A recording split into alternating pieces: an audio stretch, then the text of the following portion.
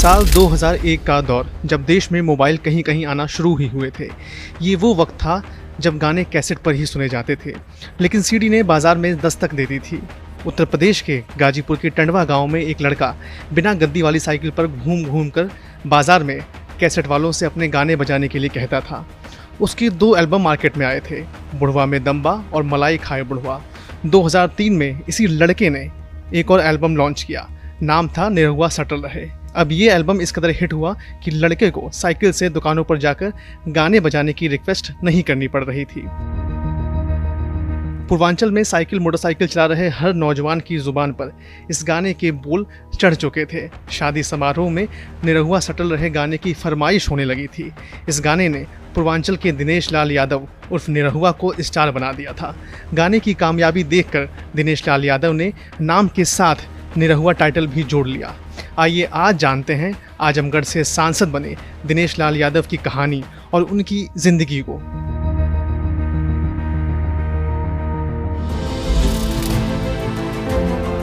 दिनेश लाल यादव उर्फ निरहुआ का करियर। दिनेश लाल यादव का जन्म 2 फरवरी 1979 को गाजीपुर के टंडवा गांव में हुआ था। दिनेश एक बिरहा परिवार से ताल्लुक़ रखते थे, लिहाजा उन्होंने करियर की शुरुआत में बिरहा गायकी ही गाई। 2003 में निरहुआ सटल रहे गाने ने न सिर्फ उन्हें कामयाबी की बुलंदी पर पहुंचा दिया, बल्कि निरहुआ का सरनेम भी दे दिया। 2006 में उन्होंने भोजपुरी फिल्म हमका ऐसा वैसा न समझा से फिल्मी सफ़र की शुरुआत की। 2006 में चलत मुसाफिर मोह लियो रे, 2008 में निरहुआ रिक्शा वाला, 2008 में प्रतिज्ञा ने उन्हें नई उड़ान दी। इसी दौरान उन्होंने 2008 में परिवार, 2009 में रंगीला बाबू, 2009 में ही निरहुआ नंबर 1 और 2010 में 7 सहेलियों में भी काम किया। 2012 में निरहुआ ने अमिताभ बच्चन और जया बच्चन के साथ गंगा देवी फिल्म में काम किया। इसी साल वह बिग बॉस 6 में भी दिखाई दिए। 2014 में आई उनकी 50वीं फिल्म निरहुआ हिंदुस्तानी सुपर डुपर हिट रही और ये मल्टीप्लेक्स में भी रिलीज़ की गई। निरहुआ ने देशभक्ति से भरी फिल्में भी की, जैसे 2015 में पटना से पाकिस्तान और 2018 में बॉर्डर। ये फिल्में भोजपुरी इंडस्ट्री में सबसे ज़्यादा कमाई करने वाली फिल्में बनी। 2019 में उनकी फिल्म निरहुआ चलल लंदन की शूटिंग लंदन में हुई और ये ऐसी पहली भोजपुरी फिल्म बनी जिसकी शूटिंग भारतीय उपमहाद्वीप से बाहर लंदन में हुई। वह OTT प्लेटफॉर्म पर भी नजर आए। OTT पर आई फिल्म हीरो वर्दीवाला में वे पुलिस ऑफिसर की भूमिका में दिखाई दिए।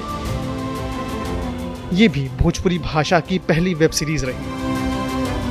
दिनेश लाल यादव गाजीपुर के बिरहा परिवार से आते हैं। वह यादव समुदाय से हैं जो यूपी में OBC श्रेणी में आती है। दिनेश लाल यादव के पिता का नाम कुमार यादव है, उनकी मां चंद्रज्योत यादव हैं। दिनेश के छोटे भाई प्रवेश लाल यादव हैं और वह भी भोजपुरी इंडस्ट्री में काम करते हैं। दिनेश लाल यादव के 2 चचेरे भाई विजय लाल यादव और प्यारे लाल यादव हैं। विजय लाल को बिरहा सम्राट के तौर पर जाना जाता है और प्यारे लाल एक मशहूर लिरिसिस्ट और लेखक हैं। दिनेश लाल की शादी साल 2000 में मनसा यादव से हुई। उनके 2 बेटे और 1 बेटी हैं। बेटों का नाम अमित यादव और आदित्य यादव है। दिनेश लाल यादव की बेटी का नाम अदिति यादव है। दिनेश लाल यादव के घर में भाई गायकी में थे, लेकिन उनका बचपन कलकत्ता में झुग्गी झोपड़ी में बीता। पिता यहाँ एक फैक्ट्री में मजदूरी करते थे। तब दिनेश लाल यादव पिता के साथ कोलकाता के आगरपाड़ा एरिया में रहा करते थे। पिता तब 3500 रुपये महीना कमाते थे और इसी तनख्वाह में वह 7 लोगों का परिवार पाला करते थे। 2019 के आम चुनाव में बीजेपी ने जाति समीकरण देखते हुए दिनेश लाल यादव को आजमगढ़ से चुनावी मैदान में उतारा। दिनेश लाल के सामने थे समाजवादी पार्टी के प्रमुख अखिलेश यादव। बीजेपी की रणनीति ये थी कि भोजपुरी स्टार होने की वजह से यादव जाति का बड़ा वोट दिनेश हासिल कर पाएंगे। हालांकि तब अखिलेश SP और BSP के साझा उम्मीदवार थे। अखिलेश को 60% वोट मिले और उन्होंने दिनेश लाल यादव को करारी पटखनी दी। इसके बाद साल 2022 के विधानसभा चुनाव में जब अखिलेश विधायक बने तो उन्होंने अपनी सांसदी की सीट छोड़ दी। कहते हैं कि राजनीति में कब क्या हो जाए कहा नहीं जा सकता, वैसा ही कुछ यहाँ भी हुआ। इस बार अखिलेश और मायावती के रास्ते अलग हो चुके थे। चुनाव में निरहुआ ने इसे खूब भुनाया और करीबी मुकाबले में SP उम्मीदवार धर्मेंद्र यादव को हरा दिया। इसके बाद उनका एक बिरहा गीत वायरल हो गया, जिसमें करियर के शुरुआती दौर में वह मंच से गाना गाते दिखाई दे रहे हैं। गांव की आवाज़ जाके दिल्ली में उठाएंगे, केहू जौन किया ना ही करके दिखाएंगे। करियर के दौरान निरहुआ के अफेयर के भी खूब चर्चे रहे। निरहुआ का नाम पहले आम्रपाली दुबे के साथ जोड़ा गया। आम्रपाली और निरहुआ ने 25 से ज़्यादा फिल्मों में साथ काम किया है। आम्रपाली ने भोजपुरी फिल्मों की दुनिया में कदम, निरहुआ हिंदुस्तानी फिल्म से रखा, जो सुपर डुपर हिट साबित हुई। इसके बाद दोनों ने निरहुआ रिक्शेवाला, पटना से पाकिस्तान, बम बम बोल रहा है काशी जैसी कई फिल्मों में धमाल मचाया। ये जोड़ी भोजपुरी इंडस्ट्री की सबसे हिट जोड़ी बन चुकी है। निरहुआ का नाम एक्ट्रेस पाखी हेगड़े के साथ भी जोड़ा गया। दावा किया गया कि दोनों रिलेशन में थे। इन्होंने 7 सहेलियां, प्रतिज्ञा, घायल खिलाड़ी में काम किया।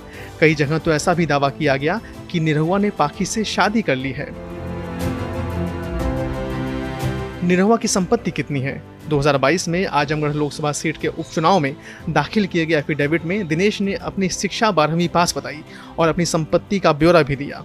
उनके पास 8 करोड़ 66 लाख से ज़्यादा की संपत्ति है।